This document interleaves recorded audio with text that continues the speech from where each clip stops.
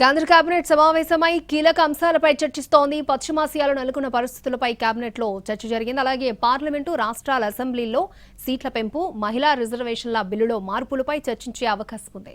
మహిళా రిజర్వేషన్స్ కి సంబంధించి రాజ్యాంగ సవరణ బిల్లుతో పాటు నియోజకవర్గాల పునర్విభజన కమిషన్ ఏర్పాటుకు మరొక సాధారణ బిల్లు ప్రవేశపెట్టాలని కేంద్ర ప్రభుత్వం నిర్ణయించింది. దీనిపై కేబినెట్ చర్చించనుంది.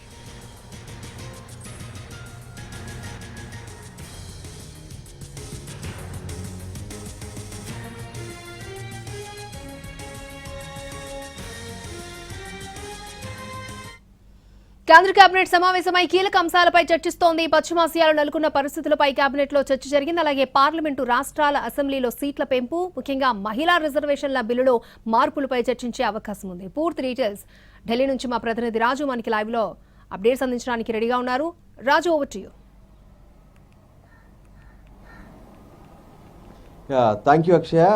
పార్లమెంట్లో సమావేశాలు జరుగుతున్నటువంటి నేపథ్యంలో కేంద్ర కేబినెట్ సమావేశం పార్లమెంటు భవనంలో ఉన్నటువంటి అనెక్స్ బిల్డింగ్లో జరిగింది. కొద్దిసేపటి క్రితమే కేంద్ర కేబినెట్ సమావేశం కూడా ముగిసింది. అయితే ప్రస్తుతం ప్రపంచవ్యాప్తంగా నెలకొన్నటువంటి కొన్ని ప్రత్యేక పరిణామాల నేపథ్యంలో జరిగినటువంటి కేంద్ర కేబినెట్లో వాళ్ళు కీలక అంశాలపై చర్చించినట్టుగా తెలుస్తుంది. ఎందుకంటే ఇప్పటి వరకు అంటే భారతదేశం పైన పశ్చిమాసియాలో నెలకొన్నటువంటి యుద్ధ ప్రభావం ఏ విధంగా పడింది అనే అంశం పైన ఇప్పటికే గత 2 రోజులుగా అంటే మొన్న లోక్సభలో, నిన్న రాజ్యసభలో కూడా ప్రధానమంత్రి నరేంద్ర మోడీ దీనికి సంబంధించినటువంటి ప్రసంగం కూడా చేశారు. అయితే ఈరోజు కేంద్ర కేబినెట్లో ఇదే అంశానికి సంబంధించి మరికొన్ని సూచనలు చేసినట్టుగా తెలుస్తుంది. ఏ విధంగానైతే దేశవ్యాప్తంగా పెట్రోల్, డీజిల్, దాంతోపాటు గ్యాస్కి సంబంధించినటువంటి అంశం పైన ప్రజలు ఆందోళన పడడం, పైగా పెద్ద ఎత్తున ఏ విధంగానైతే గ్యాస్ కోసం కానీ లేదంటే పెట్రోల్ కోసం క్యూ లైన్లు కట్టడం అనేది ఇవన్నీ కూడా అటు కేంద్రం దృష్టికి వచ్చాయి. సో వీటన్నిటినీ పరిష్కరించాలంటే ఎటువంటి ప్రణాళికతో ముందుకెళ్లాల్సినటువంటి అవసరం ఉంది అనే దానిపైన కూడా ప్రత్యేకంగా చర్చ జరిగినట్టుగా తెలుస్తుంది. ఎప్పటికప్పుడు ప్రజలకు అవగాహన కల్పించడం, సో ఎల్పిజికి సంబంధించినటువంటి లోటు అనేది లేదు, పైగా పెట్రోల్, డీజిల్ కూడా కావాల్సినంత అందుబాటులో ఉంది. అయినప్పటికీ కూడా ప్రజల్లో ఈ పుకార్లు ఎందుకు లేస్తున్నాయి, దీన్ని ఏ విధంగా పరిష్కరించుకోవచ్చు, పైగా సోషల్ మీడియాలో వస్తున్నటువంటి తప్పుడు వార్తలను ఎప్పటికప్పుడు స్థానికంగా ఉండేటటువంటి పోలీసులు వాటిని పర్యవేక్షిస్తుండాలి, వాళ్ళపైన అవసరమైతే చర్యలు కూడా తీసుకోవాలని చెప్పి గతంలోనే కేంద్రం స్పష్టం చేసింది. దానికి అనుగుణంగానే ఈరోజు జరిగినటువంటి కేంద్ర కేబినెట్ సమావేశంలో సైతం పశ్చిమాసియాకు సంబంధించినటువంటి యుద్ధ పరిస్థితుల వల్ల దేశం పైన పడుతున్నటువంటి ప్రభావం, అది ఏదైతే గ్యాస్కు సంబంధించినటువంటి రూపం కావచ్చు, చమురుకు సంబంధించినటువంటి అంశం కావచ్చు, దాంతోపాటు ఆర్థిక అంశాలపైన కూడా ఈ ప్రభావం ఎలా ఉండబోతుంది అనే దాని మీద కీలకంగా చర్చించినట్టుగా తెలుస్తుంది.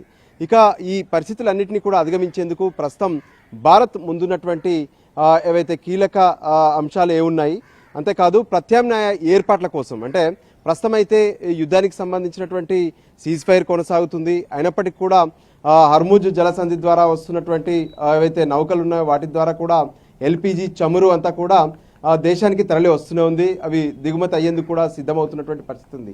సో ఈ పరిస్థితుల్లో ఇంకా దేశంలో ఉన్నటువంటి ప్రజలకు రానున్నటువంటి కాలంలో అంటే ఖరీఫ్ సీజన్ నాటికి రైతులకు ఎరువులను ఏ విధంగా అందించాలి, సో రానున్నటువంటి వేసవి కాలంలో విద్యుత్ డిమాండ్ కూడా పెరిగే అవకాశం కనిపిస్తుంది.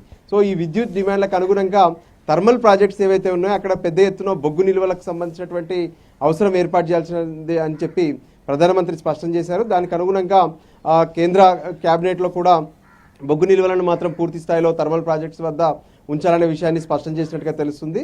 ఇంకోవైపు ఈ ప్రజలు కావాల్సినటువంటి రసాయనాలు కావచ్చు, లేదంటే ఏవైనా మెడిసిన్స్ కావచ్చు, వివిధ దేశాల నుంచి వస్తున్నాయి కాబట్టి ఆ గల్ఫ్ దేశాలకు ప్రత్యామ్నాయంగా ఇతర దేశాలు ఏమున్నాయి, అక్కడి నుంచి ఏ విధంగా తీసుకురావాలనే దాని మీద కూడా కీలకంగా చర్చించినట్టుగా తెలుస్తుంది. ఇక మరోవైపు దేశంలో ఉన్నటువంటి ప్రజలు మాత్రం ఎటువంటి ఇబ్బందులు పడకుండా, అంతేకాదు పుకారు నమ్మకుండా కావాల్సినటువంటి ఒక సమన్వయం, అంటే ఇప్పటికే ప్రత్యేకంగా కేంద్రంలో ఉన్నటువంటి మంత్రులతో ఒక కమిటీని కూడా ఏర్పాటు చేశారు. వాళ్ళు ఎప్పటికప్పుడు రాష్ట్రాలతో మాట్లాడాలి, పరిస్థితులన్నింటినీ కూడా చక్కదిద్దేందుకు ప్రయత్నాలు చేయాలని చెప్పారు. సో దానికి అనుగుణంగానే రాష్ట్రాల్లో ఉన్నటువంటి పరిస్థితులు, ప్రత్యేకంగా ఎక్కడైతే ఈ గ్యాస్ కావచ్చు, లేదంటే పెట్రోల్, డీజిల్ వంటి ఇబ్బందులు తలెత్తుతున్నటువంటి అంశం ఇది ప్రజల్లో అది పెద్ద ఎత్తున ఒకరి నుంచి ఒకరికి పాకుతూ అది పెద్ద ఎత్తున క్యూ లైన్లకు తెరదీసే అవకాశం ఉంటుంది, ఆందోళనలు రేకెత్తించే అవకాశం ఉంటుంది. కాబట్టి వాటన్నిటిని సద్దుమణిగించేలా స్థానిక ప్రభుత్వాలతో మాట్లాడి వాటన్నిటిని కూడా పరిష్కరించాలని చెప్పి ప్రధానమంత్రి చెప్పినట్టుగా కనిపిస్తుంది. మరోవైపు రానున్నటువంటి ఏదైతే ఇప్పటికే ఒకవైపు 5 రాష్ట్రాలకు సంబంధించినటువంటి ఎన్నికలు జరుగుతున్నాయి, మరోపక్క ఈ విధంగానైతే అది డీలిమిటేషన్కి సంబంధించినటువంటి ప్రాసెస్ కూడా ప్రారంభించాలని చెప్పి కేంద్రం అనుకుంటుంది. దానికి సంబంధించినటువంటి బిల్లు మాత్రం ఈ సమావేశంలో పెడతారా, లేదంటే ప్రత్యేకమైనటువంటి సమావేశాలు నిర్వహించాలనే దాని మీద కూడా కొంత కేంద్ర కేబినెట్ కీలక నిర్ణయం తీసుకునే అవకాశం కనిపిస్తుంది. మొత్తానికి కీలకమైనటువంటి అంశాలపైన చర్చ జరిగిన తర్వాత కేంద్ర కేబినెట్ సమావేశం ముగిసింది. అక్షయ. ఓకే రాజు.